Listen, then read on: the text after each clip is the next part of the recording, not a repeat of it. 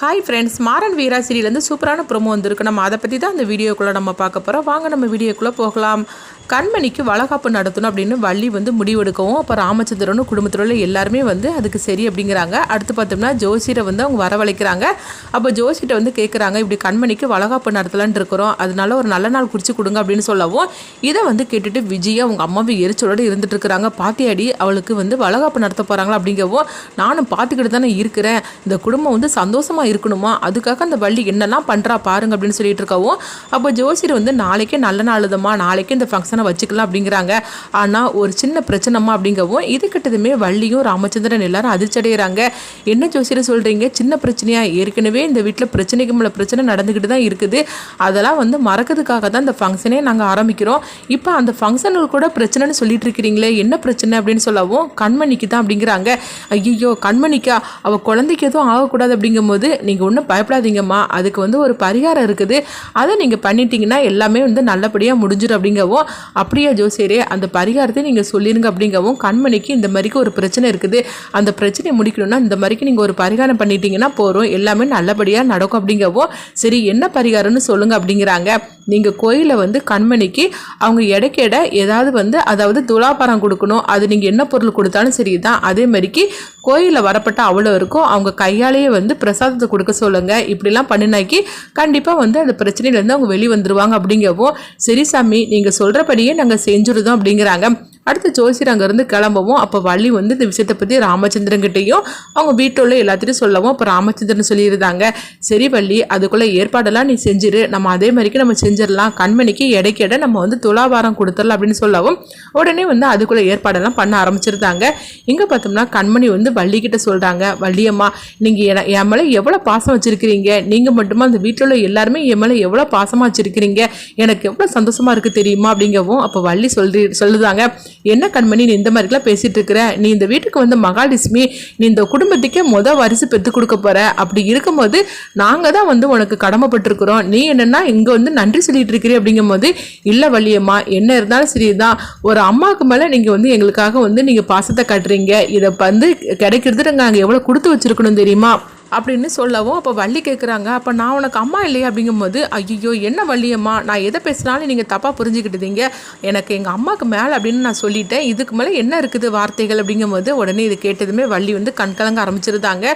அப்போ வள்ளி சொல்கிறாங்க, எனக்கு நீங்கள் கல்யாணத்துக்கு முன்னாடி 3 பிள்ளைங்க இருந்தாங்க, இப்போ எனக்கு 6 பிள்ளைங்களும் ஆகிட்டாங்க அப்படின்னு சொல்லவும், ஆமாம் நீங்கள் வந்த 3 பேருமே எனக்கு மகள்கள் தான் அப்படின்னு சொல்லிட்டு எனக்கு 6 பிள்ளைங்க இருக்காங்க அப்படிங்கவும், இப்போ மாறன்னு சொல்கிறாங்க, சரி சரி இதுக்கு மேலே அத்தையை பேச விட்டாக்கி அப்புறமா அத்தை அழ ஆரம்பிச்சிரும், அத்தை நீ ஆக வேண்டிய வேலையை பாரு அப்படின்னு சொல்லவும், உடனே வள்ளி சொல்கிறாங்க, இவனுக்கு எப்பவுமே விளையாட்டு தான் அப்படின்னு சொல்லிட்டு இருக்கவோ, ஆமாத்த நீ என்ன இருந்தாலும் சரிதான், நீ கண்கலங்க கூடாது, நீ தான் இந்த குடும்பத்துக்கே ஆணி வேறாக்கும் அப்படின்னு சொல்லிட்டு அவங்க மாறன் சொல்லும் போது, அப்போ வீராவும் சொல்கிறாங்க, ஆமாம் வள்ளியம்மா நீங்கள் எதுக்காகவும் நீங்கள் கண்கலங்க கூடாது, நீங்கள் சந்தோஷமாக இருக்கணும் அப்படின்னு சொல்லிட்டு இருக்கிறாங்க. அப்போ வள்ளி சொல்கிறாங்க, உண்மையிலே சொல்லனா நான் ரொம்பவே கொடுத்து வச்சவா வீரா அப்படின்னு சொல்லிட்டு இருக்கவும், சரி ஆக வேண்டிய வேலையை பார்க்கலான்னு சொல்லிட்டு எல்லாத்துக்கும் ஏற்பாடெல்லாம் அவங்க பண்ணிட்டு இருக்கிறாங்க. கண்மணி நாளைக்கு சீக்கிரமாகவே நம்ம எல்லாருமே கோயிலுக்கு கிளம்பிடணும், எல்லாருமே சீக்கிரமாக கிளம்பிடுங்க அப்படிங்கவும் எல்லாரும் சரி அப்படிங்கிறாங்க. இதை பார்த்துட்டு விஜய் எரிச்சலோடு இருந்துட்டு இருக்கிறாங்க, இந்த வள்ளியை பாரு, இந்த குடும்பத்துக்காக எவ்வளோ தூரம் சந்தோஷமாக இருக்கணும்னு என்னெல்லாம் பண்ணிட்டு இருக்கிறா, ஆனால் நாளைக்கு கண்டிப்பாக இந்த குடும்பம் சந்தோஷமாகவே இருக்கக்கூடாது, அதுவும் இந்த கண்மணி குழந்தைய பற்றி கொடுக்க போகிறான்னு சொல்லிக்கிட்டு தலைமையில தூக்கி வச்சுல ஆடிட்டு இருக்கிறா, கண்மணி நாளையே ஒரு சந்தோஷம் நாளையோட முடிஞ்சு போச்சுது அப்படின்னு சொல்லிட்டு இருக்கோம். இப்போ விஜய்கிட்ட அவங்க அம்மா கேட்டுட்டு இருக்கிறாங்க, என்னடி பண்ண போற அப்படிங்கும்போது, அவளுக்கு என்ன பிடிக்காதோ அதை பண்ண போற அப்படிங்கிறாங்க. அவளுக்கு உயிரே அவன் அண்ணன் தானே, அவன் அண்ணனுடைய கதையை முடிச்சது யாருங்கிற உண்மையை மட்டும் நான் அவகிட்ட சொல்லிட்டோம்னா அதுக்கப்புறமா மீதியே ஆக வேண்டியதை அவளே பார்த்துக்கிடுவா அப்படிங்கவோ, நீ என்ன பண்ண போற அப்படிங்கிறாங்க, அது நீ நாளைக்கு நீ பாருமா அப்படின்னு சொல்லிட்டு இருக்கவோ, அடுத்தங்க பார்த்தோம்னா கண்மணி தான் காட்டுறாங்க. இப்போ கண்மணிக்கு அவங்க ராக ஜூஸ் கொண்டு கொடுக்கவும், உடனே கண்மணி சொல்றாங்க, எல்லாரும் என் மேலே எவ்வளோ பாசமாக என்கிட்ட விழுந்து விழுந்து என்னை கவனிச்சிட்டு இருக்கிறீங்க, இதுக்கெல்லாம் நான் என்ன பண்ண போறேனோ தெரியல அப்படிங்கும்போது, நீ எதுவும் பண்ண வேண்டாம், நீ சந்தோஷமா இருந்துட்டு நல்லபடியாக குழந்தை பெற்று கொடுத்தாலும் போகிறோம் அப்படின்னு சொல்லவும், அப்போ கண்மணி கேட்குறாங்க, என்னங்க கல்யாணம் இது குழந்தை பெற்றதுக்கு அப்புறமும் என்கிட்ட இவ்வளோ பாசமாக இருப்பீங்களா அப்படிங்கவும், என்ன கண்மணி இப்படி பேசிட்ட, எனக்கு சொல்ல போனாக்கி என் குழந்தையும் நீயும் எனக்கு ஒன்று தான், அதனால உமன் இருக்கிற பாசம் என்றைக்குமே குறையவே செய்யாது அப்படின்னு சொல்லவும், என் உயிரை நீ தான் கண்மணி அப்படின்னு ராகவ சொல்லிட்டு இருக்கிறாங்க. அப்போ ராகவோட கையை பிடிச்சிட்டு கண்மணி கண்காலங்கிறாங்க. அப்போ கண்மணி மனசுக்குள்ளே நினைக்கிறாங்க, அதாவது எங்கள் அண்ணனுடைய நிலைமைக்கு உங்கள் தம்பி தான் காரணம்னு சொல்லிட்டு இந்த குடும்பத்து மேலேயும் உங்கள் மேலேயும் நான் எவ்வளோ கோவமாக இருந்தேன். உண்மையை சொல்ல போனாக்கி உங்களை பழி வாங்குறதுக்காக தான் நான் உங்களை கல்யாணம் பண்ணிக்கிறதுக்கே சம்மதிச்சேன். ஆனால் அதுக்கு பிறகு உங்களை பற்றின எல்லா உண்மையும் தெரிஞ்சதுக்கு அப்புறமா என் மனசே நான் மாற்றிக்கிட்டேன். உங்களை மாதிரிக்கு ஒரு கணவர் கிடைக்கிறதுக்கு நான் கொடுத்து வச்சிருக்கணும் அப்படின்னு சொல்லிட்டு இருக்கிறாங்க. கண்மணி வந்து ராகவை பார்த்து கண் கலங்கிட்டு அவங்க மனசுக்குள்ளே நினைக்கவும், அப்போ ராகவ் வந்து என்ன கண்மணி நீ அழுதுகிட்டு இருக்கிற, அதுக்காகவா நீ இப்படிலாம் வந்து பண்ணிட்டு இருக்கிற அப்படின்னு சொல்லும் போது, நீ அழக்கூடாது, நீ சந்தோஷமாக இருக்கணும் கண்மணி அப்படிங்கவும், நான் இப்போ சந்தோஷமாக தாங்க இருக்கிறேன், இது வந்து சந்தோஷத்தில் வந்த ஆனந்த கண்ணீராக்கும் அப்படின்னு சொல்லவும், உடனே வந்து ராகவ் சொல்கிறாங்க, என் உயிரை நீ தான், என்னை விட்டுட்டு நீ எங்கேயுமே போயிடக்கூடாது அப்படின்னு சொல்லும் போது, நான் உங்களை விட்டுட்டு எங்கே போக போகிறேன் அப்படிங்கிறாங்க. இல்லை குழந்தை பிறக்குது கூட நீ இந்த வீட்டை விட்டு கூடாது, இங்கே தான் எல்லாமே நடக்கணும் அப்படின்னு சொல்லவும், அப்போ கண்மணி ரொம்பவே சந்தோஷமாக இருந்துட்டு இருக்கிறாங்க. அடுத்ததாக பார்த்தோம்னா வந்து அடுத்த நாள் காலையில் ஆயிடுது. அப்போ எல்லோரும் கோயிலுக்கு வாங்க நம்ம போகலாம் அப்படின்னு சொல்லிட்டு வள்ளி வந்து எல்லாரையும் அழைச்சிக்கிட்டு அங்கே கோயிலுக்கு போகிறாங்க. அப்போ கண்மணிக்கு வந்து அதாவது அவங்க எல்லாருக்கும் பிரசாதமாக கொண்டு கொடுக்க சொல்லவும், அப்போ கண்மணி ராகவும் அவங்க கையாலேயே வந்து கோயிலுக்கு வந்து அவ்வளோ பேருக்கும் பிரசாதத்தெலாம் கொடுக்குறாங்க.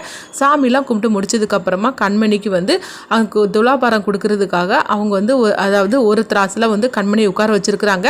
இன்னொரு திராசில் பார்த்தோம்னா நிறைய பொருள் பழங்கள் ஃப்ரூட்ஸு அதுக்கு எல்லாமே வந்து இன்னொரு திராசில் கொண்டு வைக்க பார்த்தோம்னா கொஞ்சம் கூட திராசு வந்து அங்கேயும் அசையாமே இருக்குது. இதை பார்த்ததுமே எல்லாரும் அதிர்ச்சி அடைகிறாங்க. அப்போ வந்து வீராவும் அவங்க மாறன்னு சொல்லிட்டு இருக்கிறாங்க, என்ன மாறா இவ்வளோ பொருளும் வச்சாச்சு ஆனால் கொஞ்சம் கூட அசையாமல் இருக்குது அப்படின்னு சொல்லிட்டு இருக்கும்போதே கோயிலுக்கு இங்கே பார்த்தோம்னா ஜானுவை தான் காட்டுறாங்க. அதாவது வாரிசு ஆக்டரை தான் காட்டுறாங்க. ஜானுவும் அவங்க தமிழரசி அவங்க கோயிலுக்கு வராங்க. கோயிலுக்கு வந்து அவங்க சாமி கும்பிட்டுட்டு அவங்க சுற்றி வரக்கூடிய இதில் வந்து பார்க்கும்போது இங்கே கண்மணிக்கு வந்து துலாபாரம் கொடுக்கும்போது திராசு கொஞ்சம் கூட அசையாமல் அங்கே இருக்கிறத பார்த்துட்டு குடும்பத்தோட எல்லாருமே வந்து அதிர்ச்சியோடு இருந்துட்டு இருக்கிறாங்க. அப்போ உடனே ராமச்சந்திரனும் வள்ளியும் வந்து அங்கே உள்ள பூசாரிட்ட வந்து கேட்டுட்டு இருக்கிறாங்க, ஆமாம் என்ன ஆச்சுது, எதுக்காக துலாபாரம் வந்து நாங்கள் கொடுக்கறதுக்காக வந்திருக்கிறோம், ஆனால் திராசு கொஞ்சம் கூட அசையவே இல்லையே அப்படிங்கவும், உடனே அவரும் சொல்கிறாரு, ஆமாம் என்னென்னு தெரியலையே, ஏதோ ஒரு பிரச்சனை இருக்கா, ஆனால் என்னென்னு தெரியல, அப்படி இருந்தால் மட்டும்தான் துலாபாரம் வந்து அசையாமல் இருக்கும், திராசு வந்து சரிசமமான நிலைமைக்கு வராமல் இருக்கும் அப்படின்னு சொல்லிட்டு இருக்கவும், அப்போ அவங்க வந்து ஜானு வந்துருந்தாங்க. ஜானு வந்ததுமே அங்கே வந்து பார்த்துட்டு இருக்கிறாங்க. இவங்க எல்லாருமே வந்து கொஞ்சம் சோகத்தோடு இருக்கும்போது என்ன ஆச்சு அப்படின்னு சொல்லிட்டு ஜானு வந்து அவங்க வள்ளி கிட்ட கேட்கும் போது அப்போ வள்ளி வந்து சொல்கிறாங்க. இதை கிட்டதுமே ஜானு வந்து சொல்கிறாங்க, இங்கே பாருங்க துலாபாரம் கொடுக்கறது வந்து அவ்வளோ சாதாரணமான விஷயம் கிடையாது. அதாவது யாருக்காக வந்து நம்ம கொடுக்குறோமோ அவங்க மனசில் ஏதாவது ஒரு சங்கடமோ இல்லைன்னா ஏதாவது ஒரு கஷ்டத்தை அவங்க நினச்சிக்கிட்டு இந்த திராசில் உட்கார்ந்துருந்தாக்கி கண்டிப்பாக வந்து கொஞ்சம் கூட திராசு வந்து அங்கேயும் அசையாது. கடவுள் வந்து அந்த காணிக்கையை ஏற்றுக்க மாட்டார். அவங்க மனசில் ஏதாவது வந்து ஒரு கவலைகளை வச்சுருந்தாருன்னா அந்த கவலைகள் எல்லாத்தையும் தூக்கி எரிஞ்சு போடணும், அப்போ தான் கரெக்டாக இருக்கும் அப்படின்னு சொல்லவும், இது கெட்டதுமே உடனே கண்மணி வந்து அவங்க நினைக்கிறாங்க, அதாவது தன்னுடைய அண்ணனுடைய நிலைமைக்கு ராகவ் தான் காரணம்னு சொல்லிக்கிட்டு நம்ம ஒரு நினைப்பில் தானே இருந்துட்டு இருக்கிறோம். இதுக்கு முன்னாடி நம்ம நினைக்கக்கூடாது, அதாவது எங்கள் அண்ணனுடைய நிலைமைக்கு ராகவ் காரணமே கிடையாது அப்படின்னு சொல்லிக்கிட்டு அவங்க அதை வந்து தூக்கி எறிஞ்சு போடுதாங்க.